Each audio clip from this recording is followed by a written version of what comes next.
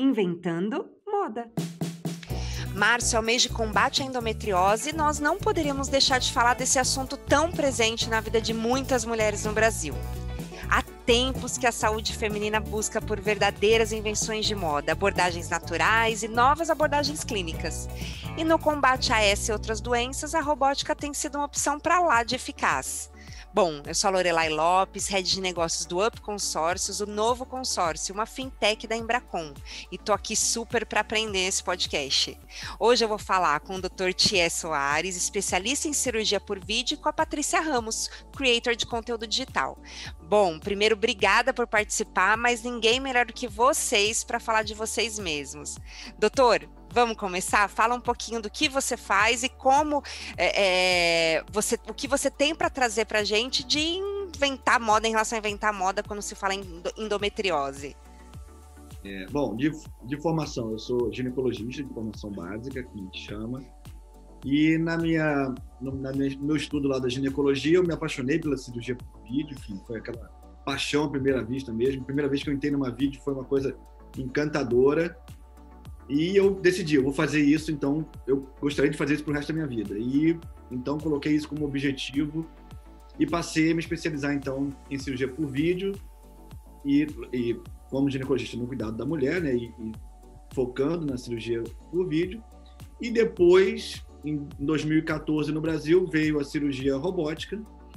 E aí eu tive a felicidade de ser incluído na primeira equipe até do Rio de Janeiro, de cirurgia robótica, uma das primeiras do Brasil, e passei então a incorporar a tecnologia robótica também no tratamento, né, das cirurgias ginecológicas, que a gente chama de cirurgia ginecológica minimamente invasiva. Esse grupo de procedimentos de ginecologia que tenta cada vez mais invadir menos, né, o paciente, com um benefício cada vez maior no seu dia a dia. Eu fiz a minha lição de casa aqui, né? Falei, olha, tô aqui estudando sobre endometriose, mas gostaria primeiro que o senhor falasse, porque eu realmente já tinha uma noção do que era, mas com um pouquinho de estudo aqui, acho que a didática ficou muito mais clara na minha cabeça sobre o que se trata e as várias formas que ela pode se apresentar. Para quem não sabe nada sobre endometriose, explica do comecinho o que é. Então, vamos lá. O tecido que reveste o útero por dentro se chama endométrio. Todo mês, quando a mulher menstrua, tem, né, o ciclo menstrual, e esse endométrio, quando não há gravidez, ele descama, e por isso que, né, tem a menstruação. Todo mês essa mulher tem algum sangue, vai para a cavidade abdominal, vai pelas trompas, ela passa a barriga, lá para dentro da barriga. Mas, na maioria das vezes, esse sangue ele é pelo sistema imunológico, ele é destruído, essas células são destruídas e tudo corre normalmente. Por algum motivo, que aí está a grande questão, porque a gente não sabe por que acontece isso, em alguns fatores de risco nós sabemos, mas não exatamente qual é esse gatilho, em que momento que isso acontece, essas células começam a se implantar no abdômen.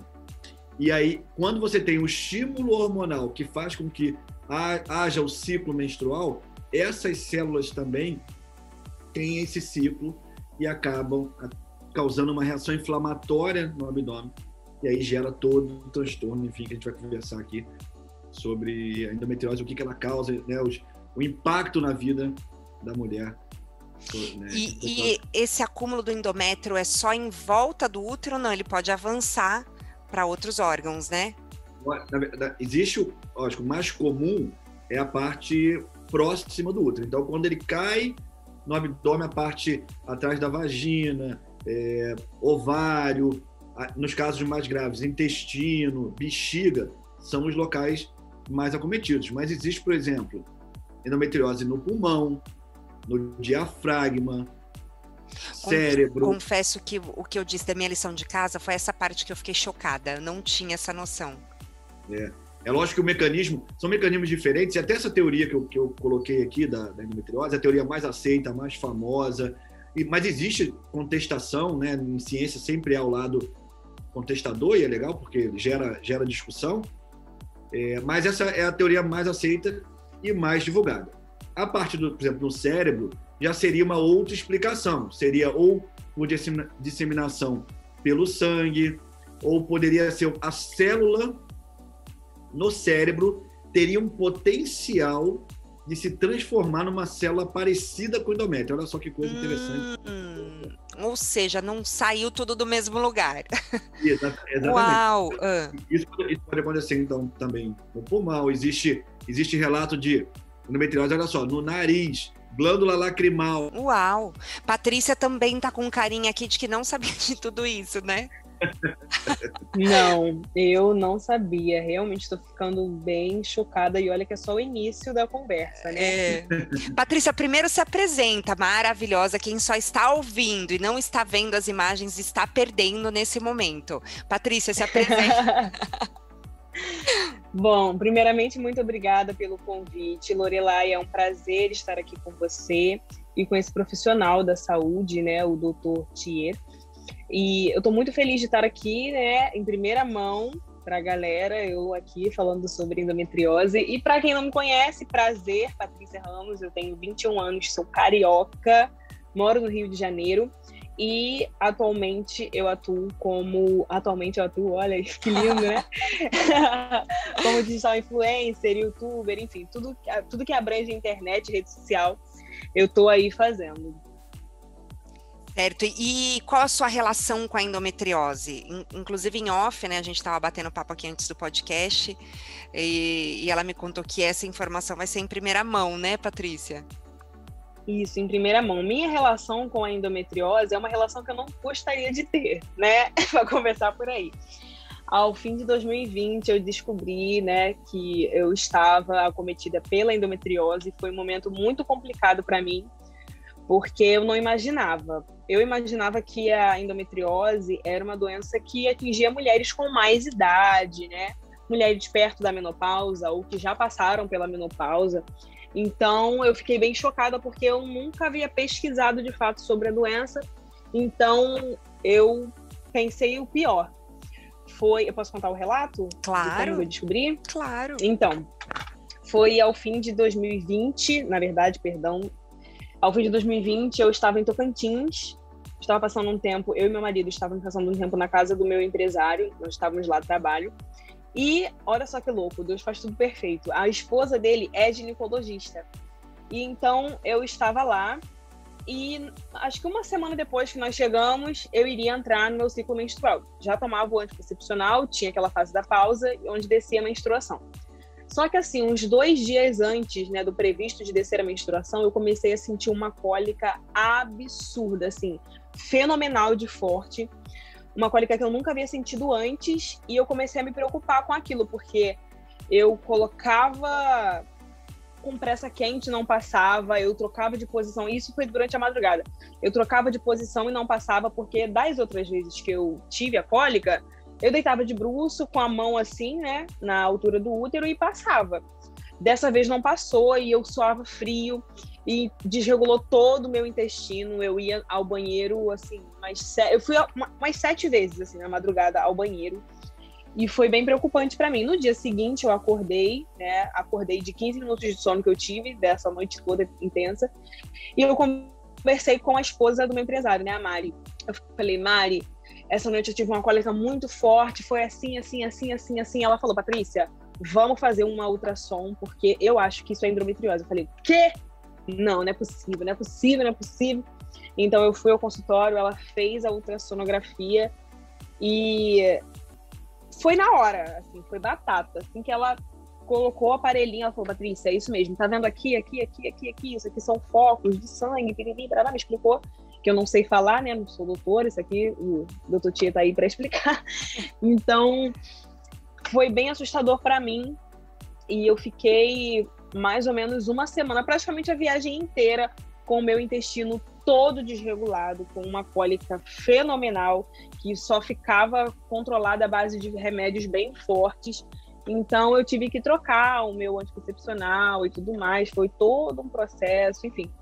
Foi um momento bem difícil para mim, porque eu estava longe de casa, né? Eu estava na casa de outras pessoas e eu não imaginava, fui pega de surpresa. Eu tive que fazer outro exame também, que é o...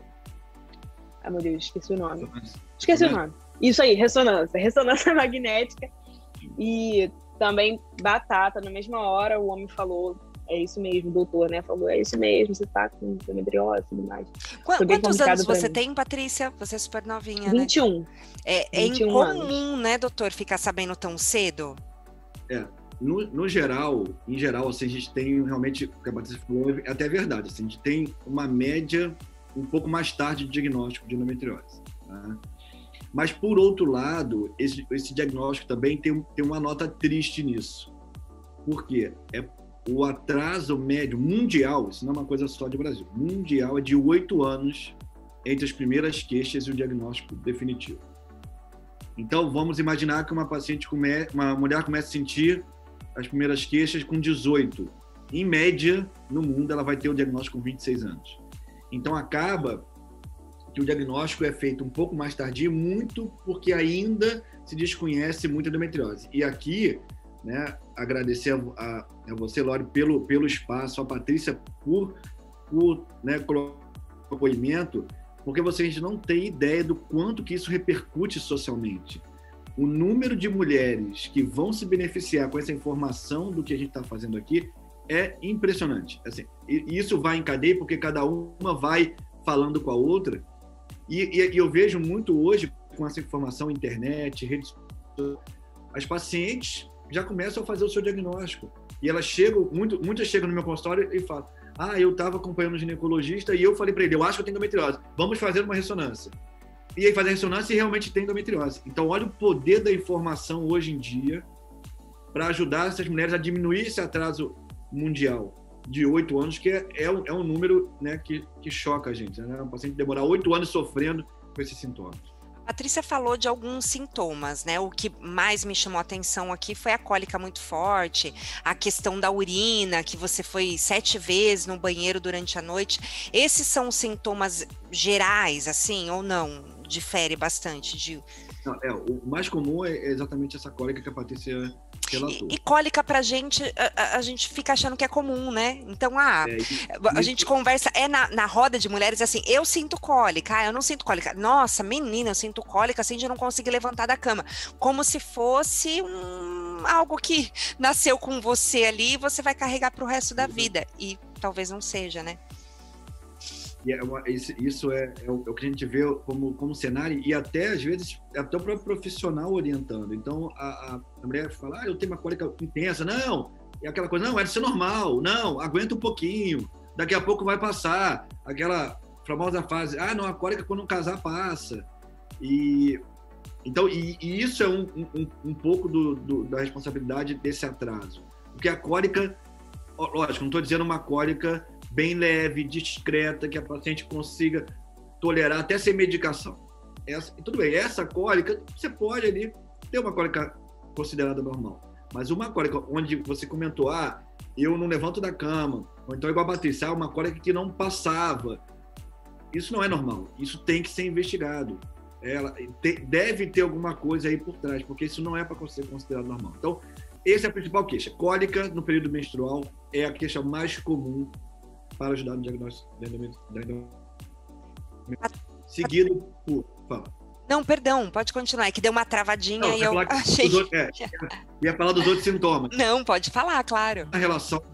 Dor na relação também é um sintoma importante, então também não é para ter dor na relação. Dor na relação não é normal, tá? Então também é para levantar o alerta.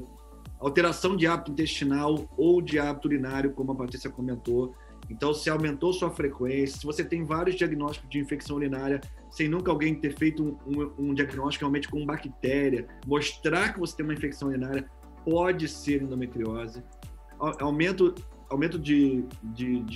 da frequência, né, de ir ao banheiro, ou até mesmo constipação importante, pode ser um sinal, não é todo mundo, mas pode ser um sinal.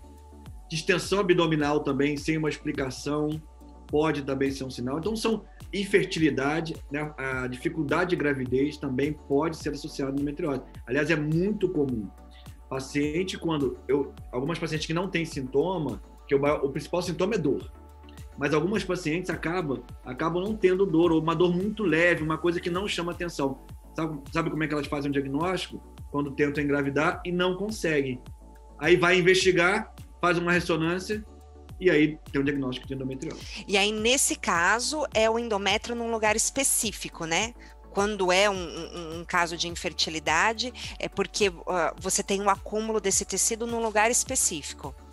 Na verdade, você pode ter infertilidade, e até é uma questão curiosa, porque a gente imagina a infertilidade como só quando ocorre distorção anatômica. E a endometriose é uma doença tão danada que ela, mesmo em casos leves, só pelo ambiente inflamatório hostil para o embrião implantar no útero, ela já é capaz de causar a infertilidade. Entendeu? Então, mesmo em casos onde a endometriose não é tão extensa, ela mesmo assim ainda pode causar infertilidade, dificuldade de engravidar. Eu confesso, vou compartilhar aqui, porque pode ser, lógico, a dúvida de outra pessoa, mas eu achava que era só quando havia entupimento das trompas, aí você não tem passagem do espermatozoide. Eu achava que era especificamente nesse caso. Até a distorção anatômica, a endometriose causa uma distorção anatômica na pelve, às vezes tão intensa, que realmente a trompa está completamente retorcida e com mudança de posição. E lógico que realmente esse fator é importante, como você falou. Mas não isoladamente. Você pode ter as trompas desobstruídas, mas ter endometriose, às vezes, no intestino, no ovário e na bexiga, e só esse ambiente inflamatório ser responsável pela dificuldade de engravidar. Patrícia, e desde o seu diagnóstico, qual foi o seu tratamento de lá para cá? É clínico? Teve uma intervenção cirúrgica? Tem necessidade ou é o tratamento clínico por enquanto? Então, o que a minha doutora fez foi trocar o meu anticoncepcional, porque eu tomava um que me dava essa liberdade da pausa e para a menstruação descer. Então, eu estou tomando um anticoncepcional contínuo, inibindo a menstruação, eu não menstruo mais. Então, por isso, eu não tenho mais cólica nem nada disso. E ela falou que se caso, né, surgisse uma cólica novamente, era para eu tomar alguns medicamentos que ela me prescreveu também. E muito curioso isso que o doutor falou sobre a infertilidade, porque assim, eu sempre tive cólica. Desde quando eu comecei com o uso de um anticoncepcional, eu já comecei a ter cólica, porque eu menstruei, a minha primeira menstruação, né, a menarca que fala, foi aos meus 12 anos de idade. Eu comecei a tomar o anticoncepcional aos meus 15 para 16 anos, porque minha menstruação era muito desregulada. Um mês vinha na semana 1, o outro mês vinha, às vezes demorava, às vezes vinha de 15 em 15 dias, sabe? Então era muito desregulado, por isso eu optei por um anticoncepcional. E na época era um bem fraquinho, sabe? Tinha até nome de adolescente, era Adolês o nome do anticoncepcional. E aí tinha uma pausazinha de 4 dias e tudo mais, aí o tempo passou, tive que trocar. E depois trocar de novo, e aconteceu isso da endometriose. Então eu troquei por um anticoncepcional contínuo, sem a menstruação. E a minha doutora falou que se eu demorasse mais uns 2 anos, ou até meses, para ir ao ginecologista, para diagnosticar, poderia surgir o caso da infertilidade. Eu fiquei bem preocupada, assim, foi o que me deixou com mais medo. E feliz por eu ter ido a tempo, né, diagnosticar e tratar, mas ao mesmo tempo preocupada, tipo aquele pensamento, caramba, e se eu não tivesse ido? Meu Deus, aquela coisa toda. Ô, Patrícia, sabe uma coisa interessante? A Mari, ela é super minha amiga, nós somos muito amigos. Ah, sério? Sério? Nós somos muito amigos, mas muito amigos mesmo. Ela é assim, uma pessoa que eu gosto demais, a gente convive muito e ela é muito minha amiga. Olha só a coincidência. É, coincidência mesmo, né? Então, a doutora que faz o seu tratamento hoje é amiga do Dr. Thier? Uau! Sim. Que legal! Nossa, muito legal, muito legal. Fazendo conexões aqui no podcast, Inventando Moda. Doutora, agora, mitos e verdades. Por aqui a gente adora mitos e verdades. Vamos lá, uns 3 mitos, assim, sobre endometriose que, olha, toma cuidado, não acredita nisso, não. Um mito, eu até citei, mas é importantíssimo reforçar, de que, né, a cólica quando o casal passa. Então, isso é um mito, não deve ser acreditado de jeito nenhum. Tem que procurar, sim, investigação. O segundo mito é que a retirada do útero é um tratamento eficaz para a endometriose. Por quê? Lógico que como tem essa... Por que isso? Por que esse mito? Porque como tem a questão da menstruação, então, se se levou como verdade que a retirada do útero bastava para que a paciente ficasse boa da endometriose. E é um mito, por quê? A endometriose já está estabelecida, ela já está na pelve. Se você não tratar a endometriose, não adianta tirar o útero, a paciente vai ficar sem útero e continuar com dor. Entendeu? Então, esse é um outro mito também que eu tento combater muito. E o que é mais chocante ainda, Laura, pacientes que ainda não engravidaram, que às vezes são submetidos à retirada do útero como indicação de tratamento da endometriose. Até hoje? Até hoje, 2021. E, infelizmente, vou te falar uma notícia. Ainda vamos ter alguns anos aí para frente para lutar contra essa... Mas, doutor, isso por conta de... Porque a indicação é pelo médico, né? Então, é falta de atualização por parte de alguns profissionais? É falta... ou Infelizmente. É isso? Uau, né? Eu queria fazer uma pergunta para o doutor. Pode. Então, doutor, eu menstruei, né? Minha primeira menarca foi com 12 anos, como eu acabei de dizer. E aos meus 14 anos, eu tomei anticoncepcional um dia só, porque eu queria inibir a menstruação, porque no dia seguinte eu iria me batizar, né, na igreja. Então, como tinha aquela coisa da água e tudo mais... Da roupa branca. Isso, a roupa branca. Eu fiquei desesperada e a minha mãe comprou um anticoncepcional qualquer na farmácia e me deu só para inibir a menstruação. A partir desse dia que o meu ciclo ficou todo desregulado. Que eu ficava menstruando de 15 em 15 dias, às vezes tinha mês que vinha, tinha mês que não vinha. Foi por causa disso, de eu ter tomado esse anticoncepcional sem prescrição médica um dia só?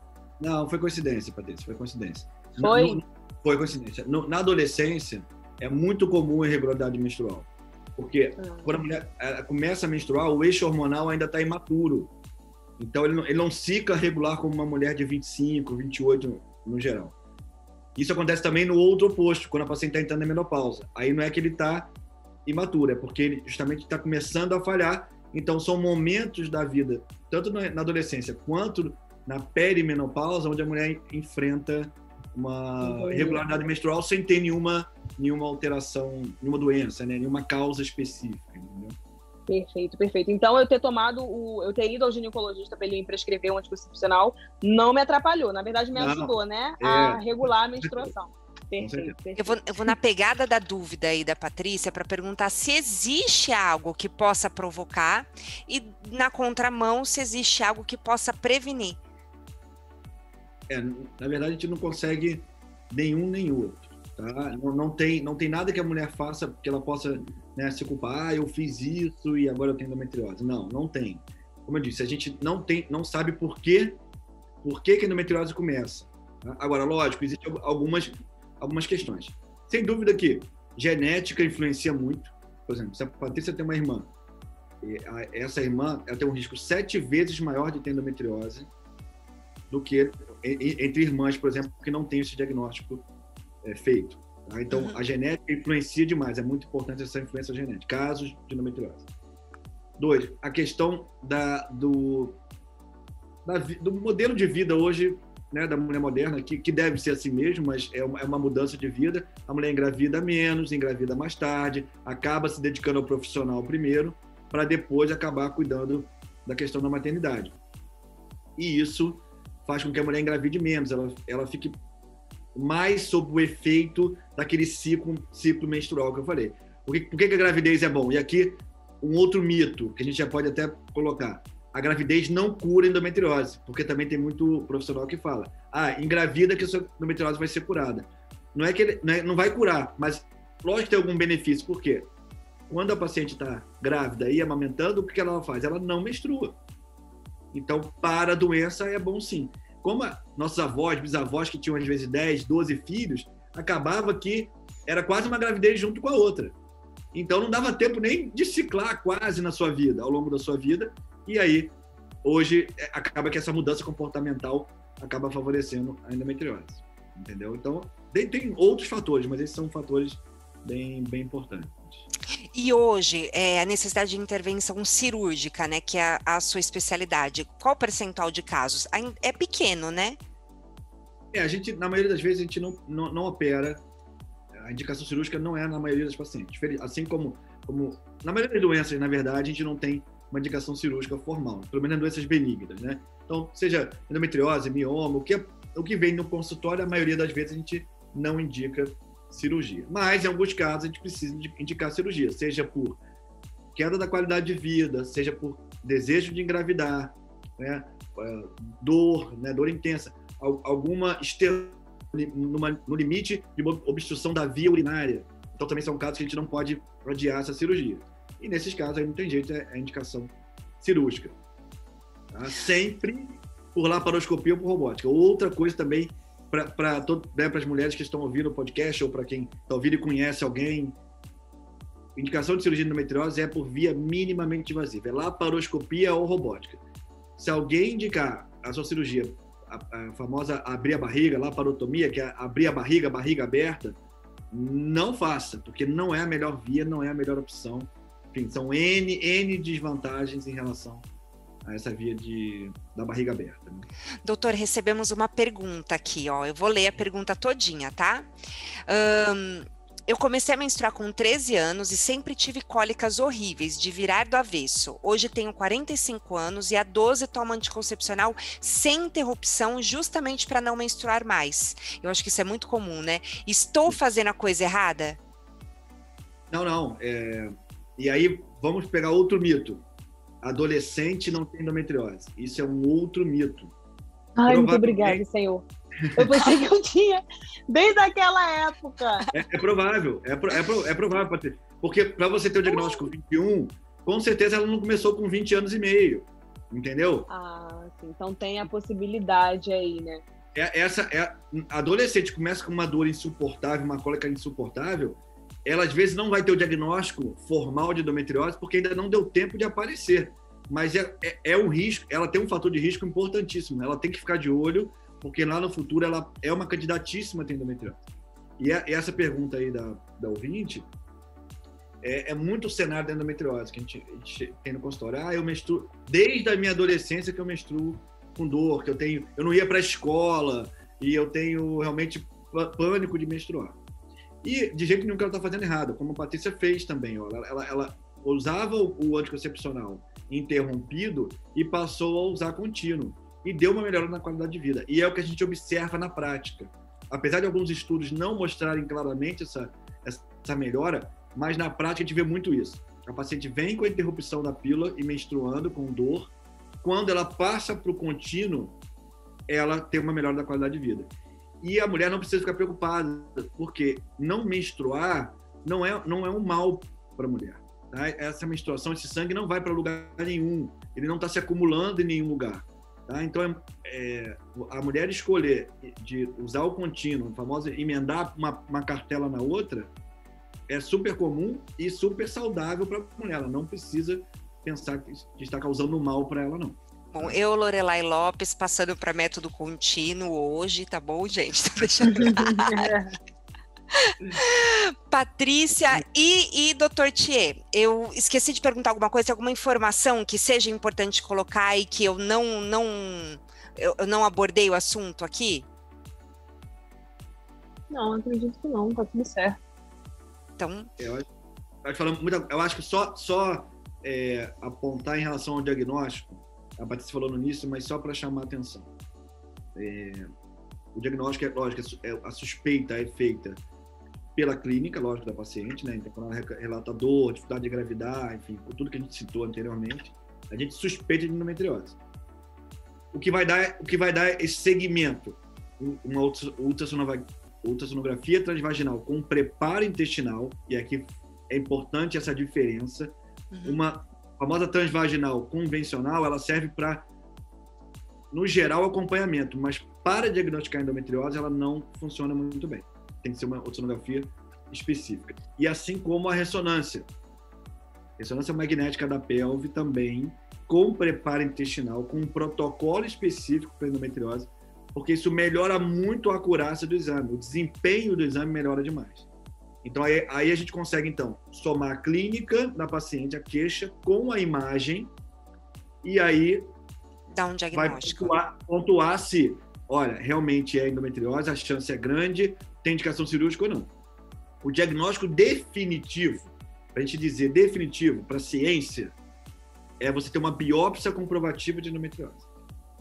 Esse é o diagnóstico definitivo. Mas hoje com a melhora dos exames de imagem, a gente tem feito muito tratamento clínico, com uma ressonância bem feita, uma ultrassom bem feita. A gente confia muito pela clínica na junção com a imagem também. Doutor, muito obrigada. Patrícia, muito obrigada, né? Trouxe aqui vários detalhes, enfim, para mim, ó, tô saindo daqui super especialista e preparada, não é verdade, Patrícia? Foi perfeito e assim, foi bem detalhado, né? Eu tentei contar aí o máximo, lembrar de todas as informações de fato, até da minha menstruação da adolescência, que eu jurava que tudo aconteceu porque eu parei a menstruação para me batizar. Eu jurava isso. Acabamos com esse... Mito, então já carimbamos aqui, ó, mito. Pode se livrar da culpa. De novo, agradeço vocês pelo espaço da informação, porque realmente nós vamos ajudar muitas mulheres espalhando essa informação da endometriose. Com certeza, nesse mês de março, valeu muito.